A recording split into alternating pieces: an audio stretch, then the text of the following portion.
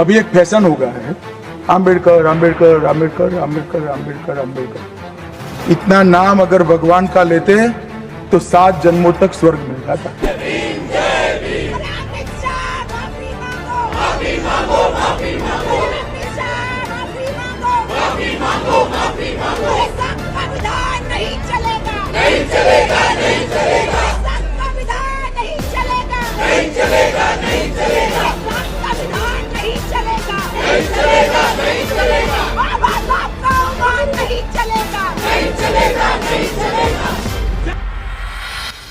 कल गृह मंत्री अमित शाह जी ने जो बाबा साहब अम्बेडकर के लिए टिप्पणी की थी, उससे विपक्ष ही नहीं बल्कि पूरे देश में विरोध का माहौल बन गया है।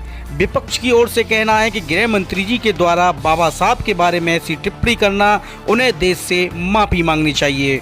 वहीं अखिलेश यादव जी ने कहा है कि बाबा साहब गरीबों, शोषित और वंचितों के लिए भगवान के समान थे। अब देखना यह होगा कि गृह मंत्री अमित शाह इस पर किस प्रकार प्रतिक्रिया देते हैं। अभी एक फैशन हो गया है, आम्बेडकर आम्बेडकर आम्बेडकर आम्बेडकर आम्बेडकर आम्बेडकर। इतना नाम अगर भगवान का लेते तो 7 जन्मों तक स्वर्ग मिल जाता। बहुत सारे गरीब, शोषित, वंचित, पीड़ित लोगों के लिए बाबा साहब भीमराव अम्बेडकर जी भगवान रहे हैं और आज भी घर घर, गांव-गांव उनको पूजा जाता है।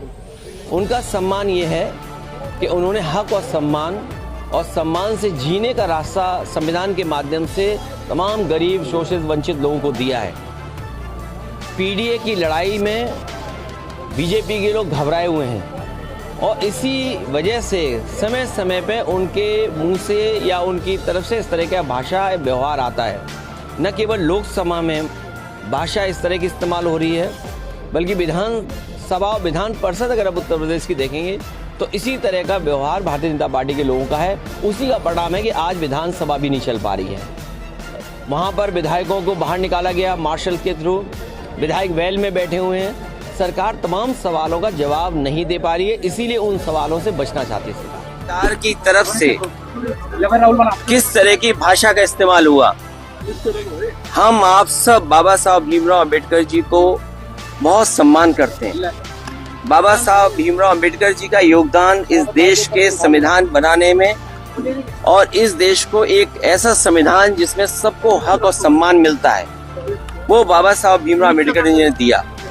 लेकिन आप देखिए उनके सम्मान में किस तरीके से भाषा का इस्तेमाल हुआ है। ये वही लोग हैं जो संविधान कभी बदलना चाहते थे और लोकतंत्र पे हमला करने के लिए कि हमारा लोकतंत्र कमजोर हो जाए। लोकतंत्र वो है जिसमें हम लोगों की बातों को सुनते हैं, हर इंसान को जोड़ करके लोकतंत्र है। लेकिन ये लोग मन विधान से चलने वाले लोग एक तंत्र पसंद करना चाहते हैं। ये तो हालत दिल्ली की है और यूपी की हालत जो है, हमारे जो मुख्यमंत्री जी, उनकी भाषा तो ऐसी है कि अगर आप सुने तो आपको भी गुस्सा आ जाएगा। उनकी जो भाषा सदा